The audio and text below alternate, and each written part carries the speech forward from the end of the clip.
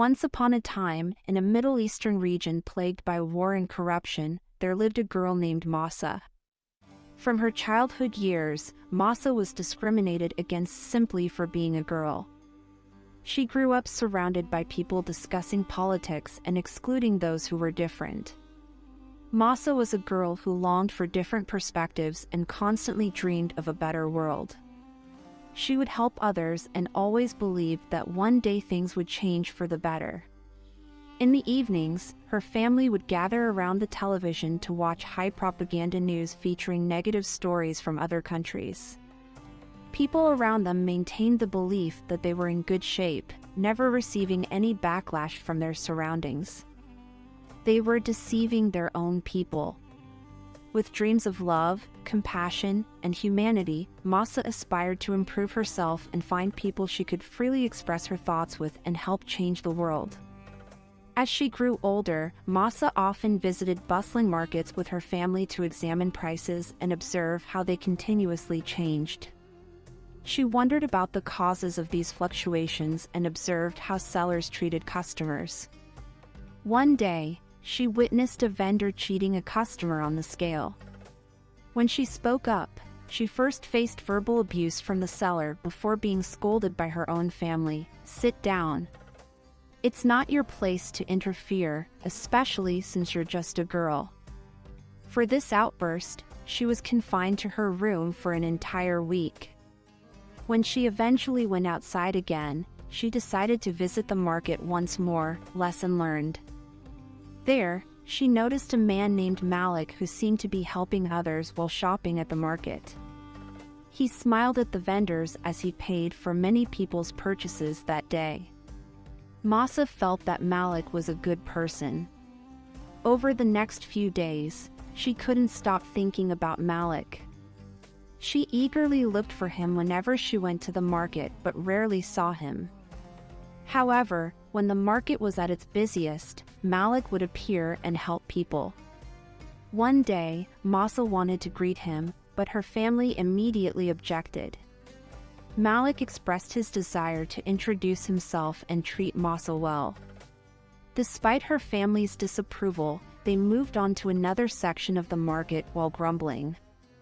As Malik introduced himself, he explained that his family was running for office in their region and that he needed to get to know the locals as per his father's instructions. He had to listen to their concerns and help them with their problems. Masa went over to her family in the other part of the market to assist them. On election day, she dreamed about how wonderful it would be if a good person like Malik could rule their country.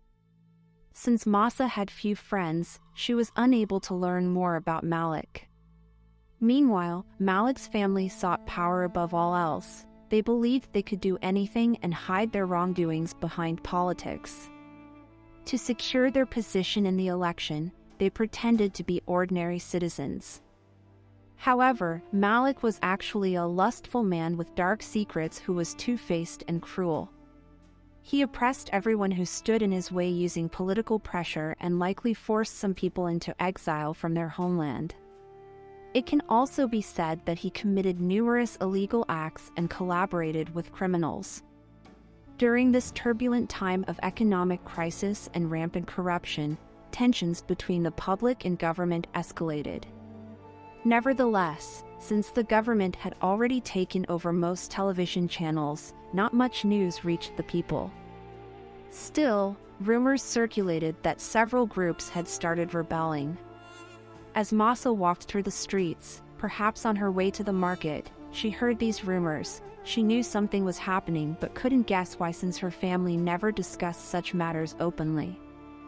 All she could think about was hoping that Malik's family would win the election. After all, if he treated the people and vendors at the market so well, perhaps better days awaited their country once they gained power.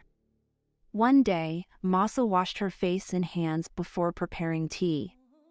She went outside to buy breakfast and headed to the bakery. While buying bread, she encountered a group of rebels and tried to understand what was happening. One of the rebels reached out to Masa and said, "Hello." The woman told her, "Join us, be one of us." Since Masa wasn't aware of what was going on around her, she took her bread and returned home. How could she know? She usually spent time with her family watching television news that declared everything was fine. She first mentioned the incident to her mother, who scolded her harshly. Shortly after, her father also heard about it. As a result, Masa was confined to her house for another week, during which time her parents berated her for not showing any hostility towards the rebel group. Masa knew something was wrong but couldn't figure out what it was. A week later, she went back to the market searching for signs of rebellion but found none. She couldn't get any information from the locals or vendors either. If she tried talking to them about it, they would shun her. What a terrible day, Masa thought. Day after day, she went out searching for answers. One day, she saw Malik in the market and greeted him. Malik was still treating people kindly, so she thought maybe she could ask him about the situation. Masa told Malik about her encounter with the rebels. With a worried look, he asked, "Are you all right? Did they do anything to you?" She replied that she was fine but couldn't understand why there was a rebellion given the environment in which she grew up. Malik laughed and said, "These are games played by other countries. They want to create chaos within our nation. The rebel group you encountered is probably working for another country." Masa sensed something was wrong and simply said, "Okay," before walking away. The following days, she went back to the market looking for the rebels but couldn't find them. She decided to ask one of the vendors about it instead.